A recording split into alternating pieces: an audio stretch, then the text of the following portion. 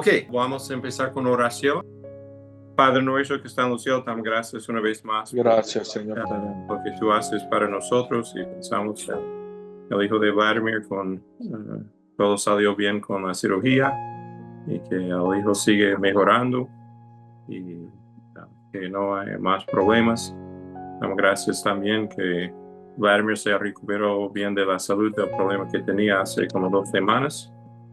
Y también te damos gracias por el esfuerzo que hacen los estudiantes para seguir estudiando y la bendición que ha sido Griego en su ministerio, en su vida. Y te damos gracias por esta oportunidad de estudiar en el nombre de Jesucristo. Amén. Ok, la semana pasada hablamos del imperfecto, cómo componerlo. Y entonces les puse que yo le iba a mandar más apuntes, pero en el tiempo de lo que yo me puse a estudiar por el libro que yo uso de Bill Mounts. Él dijo algo interesante de cómo se traduce la forma imperfecta de la tercera persona singular, elegant, que él dijo que esta forma, aunque es imperfecto, se traduce como perfecto de decir dijo. Entonces yo miré todo lo que dice el español y las traducciones y comparé esto con el inglés. Entonces esta forma aparece 71 veces en el Nuevo Testamento y de lo que yo vi es que 35 veces el español lo tradujo como imperfecto, decía, y 36 veces los traductores lo tradujeron como dijo. Entonces, y el inglés es como 8 veces imperfecto y somos de lengua, no de matemática, como 63, ¿no? 63 veces que el inglés lo tradujo como dijo. Entonces, al mirarlo, lo que yo me di cuenta de lo que yo veo es bastante hay un dicho por lo menos en inglés o en italiano creo que es, que dice, ten cuidado con los traductores porque todos son mentirosos y engañadores. Porque una traducción nunca puede llevar a otro idioma todo lo que significa en el lenguaje original, ¿no? Entonces, no les mandé los apuntes porque iba a hablar de esto. Y entonces lo que yo, una vez más, haciendo la decisión ejecutiva, vamos lo más posible que podemos, si la gramática lo permite en español, siempre traducir el imperfecto como imperfecto. So, por ejemplo, en la traducción, si ustedes ven eligen, entonces lo van a traducir decía, a menos de que no tiene sentido de esta manera. Y así vamos a seguir con el concepto, porque lo que yo veo es que muchas veces es un poquito de percepción del traductor de escoger entre decía y dijo. ¿Ok? Y entonces creo que el griego está dando la idea un poquito más de continuación, que es algo de progreso, y entonces vamos a tratar lo más posible de mantener este concepto en las traducciones. ¿Ok? So, lo más posible, cuando se vea algo de lo imperfecto, tratamos de hacerlo de esta manera. ¿Ok? Entonces, porque yo sé que hablamos un poquito de esto la semana pasada, de tratar esto, y al estudiar esto más confianza me da que se va a hacer así, mejor. ¿Ok? ¿Alguna pregunta? Ok. Entonces voy a empezar a compartir la pantalla, porque hay algunas cosas del imperfecto que no llegamos a hablar, de los verbos que se contraen, cómo se compone el imperfecto y estas cosas. Entonces vamos a repasar esto rapidito y de ahí seguimos con el futuro, que es lo que vamos a estudiar hoy. Ok, so esto es más o menos donde llegamos la semana pasada. Entonces, eso lo voy a destacar aquí y otra parte de la lección. Pero esto lo voy a sacar porque ya es donde llegamos y es importante. Si un verbo es deponente en el presente, también va a ser deponente en el imperfecto, puesto que ambos utilizan el mismo tallo del tenso. Recuerden que estamos usando esa palabra tallo y es mejor decir del tiempo. Tallo del tiempo. Es la forma sacada de la raíz del verbo y su forma en X tiempo. So, tenemos, por ejemplo, el aoristo, el pretérito, el futuro, todas esas cosas. Cada uno de esos tiempos va a usar una forma derivada de la raíz del verbo. ¿Ok?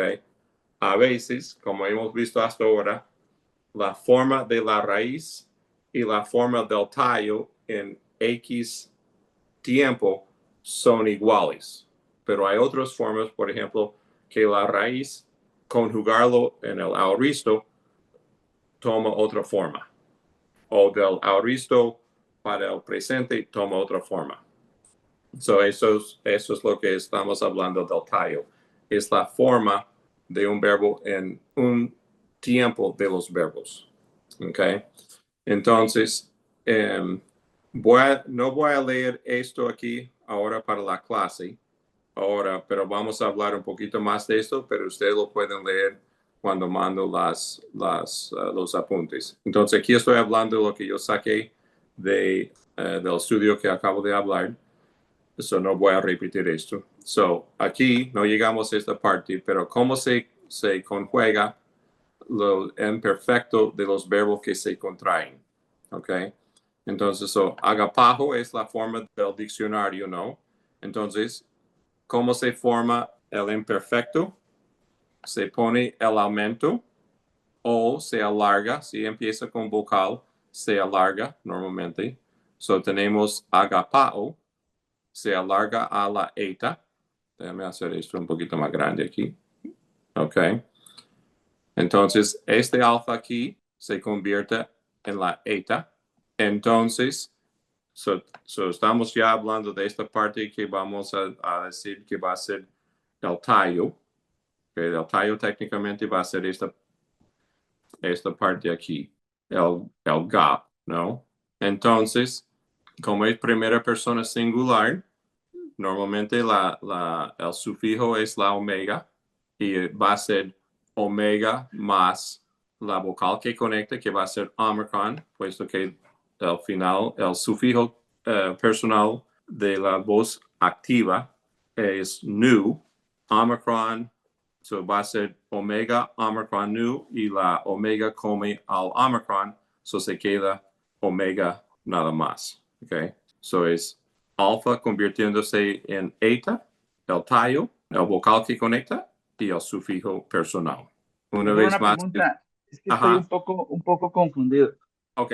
Eso que está hablando de la contracción es lo que en el libro, en la página 121 cuando habla del aumento, depende de si comienza con una vocal, si comienza con alfa, con epsilon o con omicron, para que si con alfa se convierta en eta, si es con epsilon en eta y si es en omicron con omega, o no, o estoy equivocado. Ok. ¿A cuál página refiere? 121 del libro de 121. Recode. Ok. Creo que está confundido, pero voy a mirar eso bien. Es que ahí no encontré yo precisamente la contracción, sino que estaba viendo lo que usted acaba de hacer de agapao y comenzar por A, cambiándolo a eta. Entonces Ajá. dije, ¿será que es posible que sea eso y acá no lo estén mencionando? Porque yo solamente veo acá el aumento cómo cambia, si es con vocal, pero es que no encontré acá el tema de la contracción, o el tema de la contracción solo lo dio usted y el libro no lo trae. Ok. Déjeme ver. Yo no sé por qué él no destacó eso de los verbos que contraen. Recuerden que para formar el imperfecto, si hay que poner el aumento, ¿ok? So, si el verbo empieza con consonante, se pone epsilon delante o antes de la consonante del verbo. Entonces, el tayo del tenso presente, que debe de ser tiempo, okay. La vocal que conecta y después los sufijos secundarios personales. Los sufijos son esto aquí. So, primera persona, técnicamente no hay nada de sufijo, pero se pone la omega. ¿Ok? Entonces, al ver la sigma, usted va a saber que está hablando de segunda persona singular. ¿Ok? Si el verbo termina en iota, entonces sabe que es tercera persona singular. Si el verbo termina en men, igual, primera persona plural, te, segunda persona plural, y técnicamente es nu, sigma, iota, pero sabemos con lo que se pasa con la sigma y la nu, se convierte en usi. ¿Ok? So, esos son los sufijos. Para formar, eso es de la voz activa. Para formar el imperfecto, entonces al luo, tengo vocal extra ahí, perdón. Ok. Eso es el tayo, lu, como empieza con consonante, se hace el aumento del epsilon, vocal que conecta, que es omicron o epsilon. Si la próxima letra que viene es nu o mu, entonces se usa omicron. Si no, es epsilon. Y el sufijo. ¿Ok? Si el verbo empieza con una vocal, entonces la vocal se alarga. Y eso es lo que está en esta parte aquí. Pero todo esto es lo que está pasando al principio del verbo. No tiene nada que ver con los sufijos o las vocales que conectan. So, si el verbo empieza con alfa o epsilon, se va a aumentar o alargar a eta. Si es eta, no se alarga más porque es lo más largo, se queda en eta. Omicron se convierte a omega y esos tres aquí, iota se queda iota, upsilon con upsilon y omega con omega. Lo que estamos hablando ahora aquí abajo son los verbos que terminan en alfa, epsilon o omicron.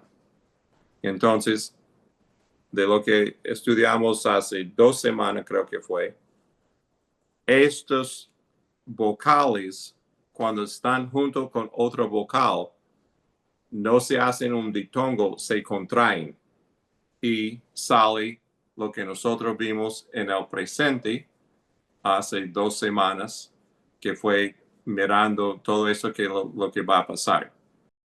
Esto aquí, todas esas contracciones, recuerdan de estos.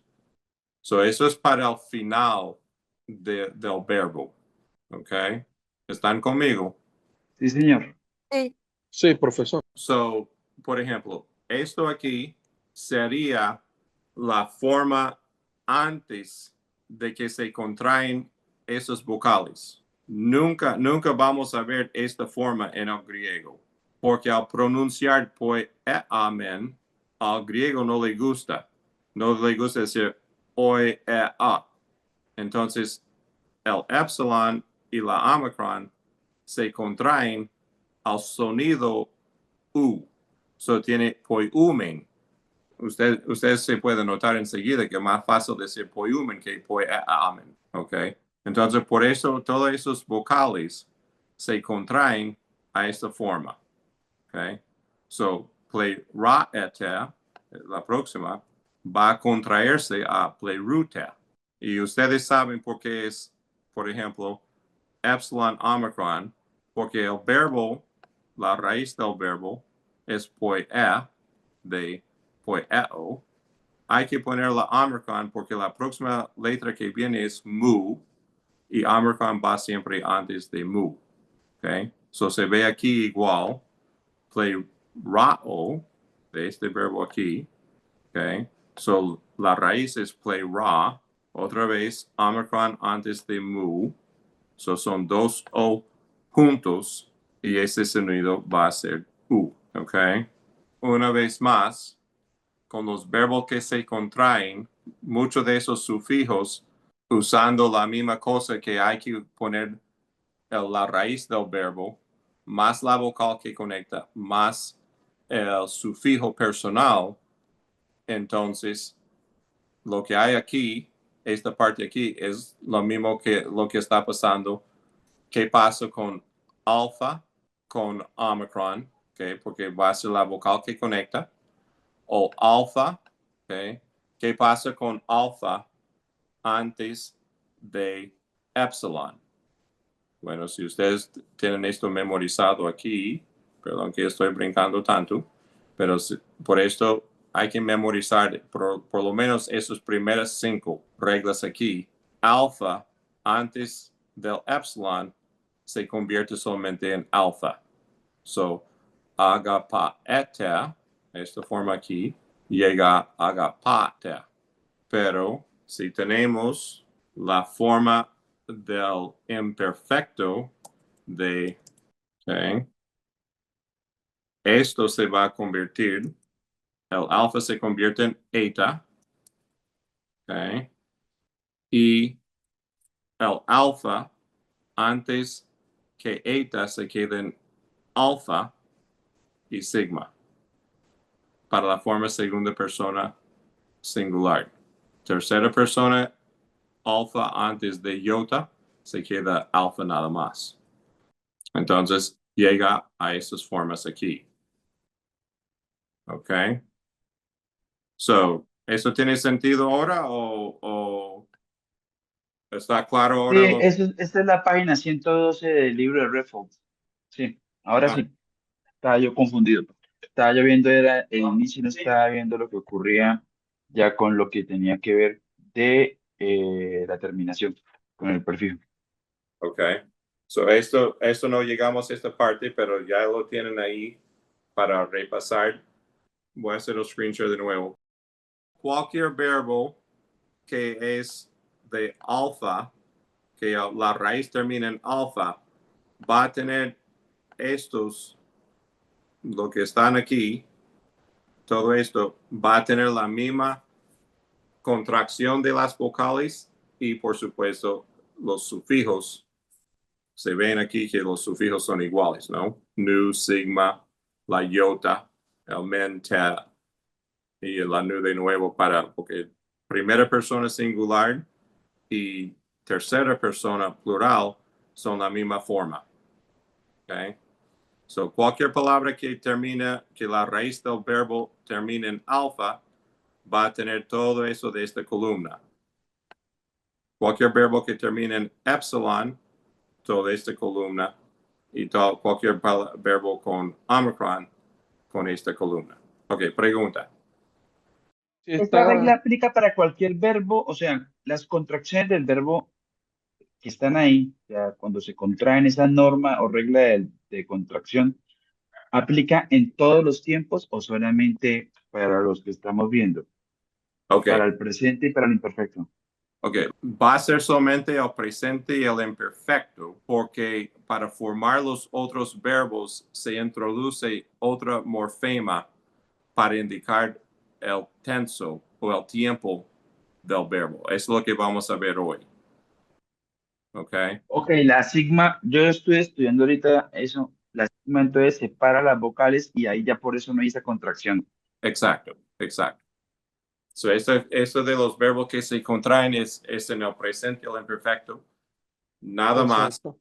Y la razón, y eso es, hay que destacar esto bastante, y la razón es porque para formar el tiempo presente y el tiempo imperfecto se utiliza el mismo tallo. So, para formar el imperfecto, aunque es pasado, se está usando el tallo del presente para formar el imperfecto. Y cuando miramos otros verbos entonces y otros tiempos se van a dar cuenta de lo que significa esta cosa, pero hay que meter eso en la mente. Okay. Sí, profesor. Se Okay. entiende que hay que seguir la regla de los componentes del verbo imperfecto en el griego, como usted lo está explicando. Del primer paso, ver el aumento, el tallo, la vocal que conecta y los sufijos Sí. secundarios personales. Y ahí están que los ejemplos.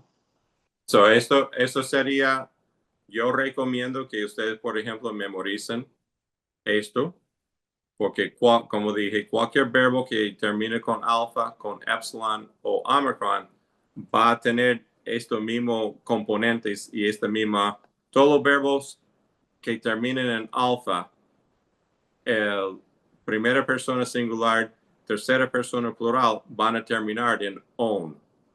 No importa si el verbo termina en alfa. Okay. De nuevo, lo que usted ve en la primera columna aquí, todos con alfa van a lucir así. Por supuesto que tú pones la raíz correcta del verbo, ¿no? Pero el aumento va a seguir la regla si empieza con consonante, solamente el epsilon, depende del vocal que empieza, se alarga, se aumenta y así se va. ¿Ok? Y ahora para la forma de distinguirlo, como hablábamos la vez pasada, era entre la primera y del singular y la tercera del plural sería el contexto, ¿no? Sí, casi en este caso, como ellos saben que es la misma forma, casi siempre para uno de esas formas van a poner un pronombre para dejar de saber si es ego o autoi para ellos, ¿no? La forma nominativa plural para indicar el plural de la forma, que ellos es autoi, o si es mujer, autai, o algo del plural auta. Okay. So, ¿hay otra pregunta de esto o ya están claros? Entonces, en los apuntes de esta semana voy a tratar de incluir lo que se llama el cuadro maestro de los verbos. Entonces ahí, por ejemplo, vas a tener la forma luo, luamai, eluan, y ahora el futuro luso. Entonces, una vez más, son como 25 verbos diferentes de los tensos, si no me equivoco. Y una vez más, es un cuadro que se debe memorizar porque ahí tiene todos si te hace falta recordar cómo es, ahí tiene un ejemplo ya en la mente de lo que es. ¿Ok? Ok. Otra pregunta. Ok, seguimos con los apuntes entonces. Son varias cosas solamente para destacar. El verbo compuesto es casi siempre una preposición juntada o juntado con el verbo. Esto me trae confusión porque cuando yo veo un verbo compuesto, yo no estoy pensando necesariamente en preposición más verbo, lo veo como un verbo completo, ¿no? Pero no es así, es una preposición agregada al verbo.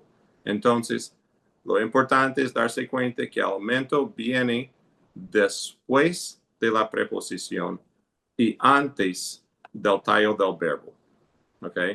Se aumenta el verbo y no la preposición. So, este verbo aquí, katabaino, ¿ok? Es kata, la preposición kata, más el verbo baino.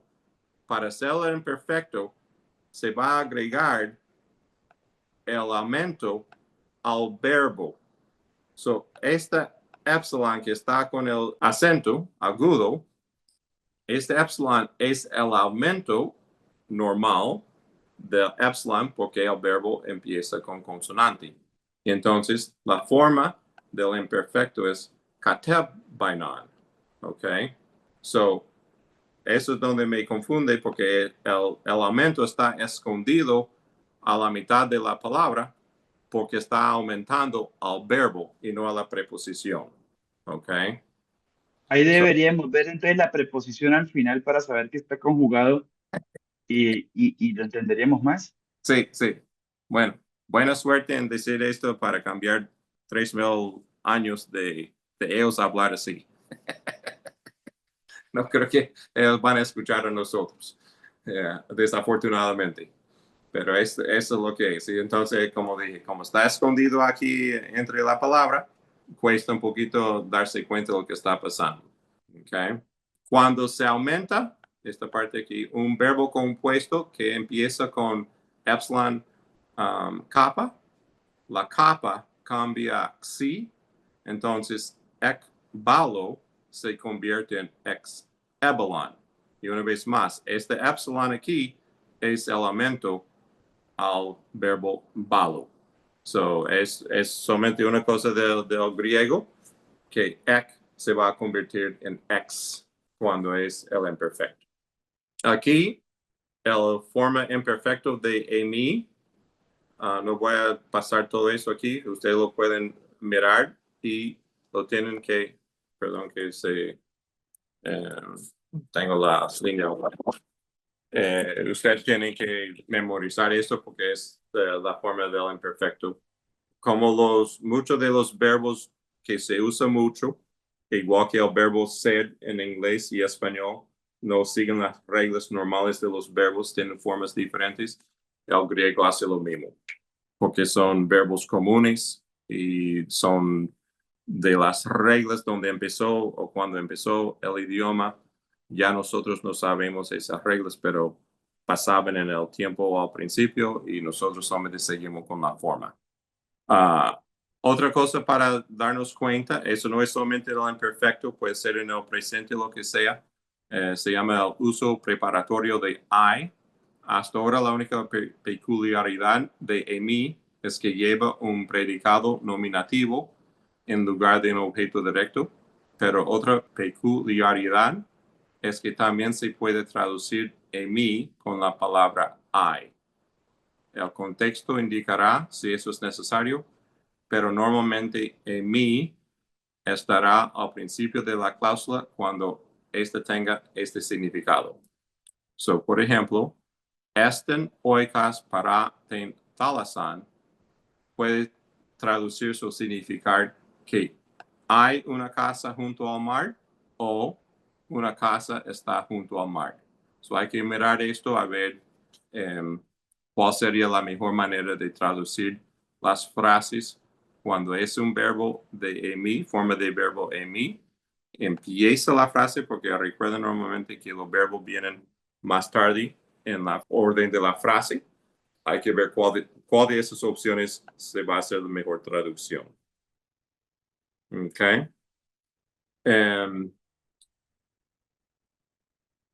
Por tiempo, les voy a dejar esta parte aquí para que ustedes lo lean de nuevo o con tiempo. Y si tienen preguntas de esto, lo podemos hablar de eso, pero creo que está bastante explicado ahí para que ustedes puedan ver porque las formas de los verbos se cambian a veces de la raíz. Por ejemplo, de cómo llegamos a ejo, de una raíz que es sec, y cómo esto se convierte en ejón, o ejan, perdón. Ok. Esto igual lo voy a dejar para que ustedes lo lean y lo miren.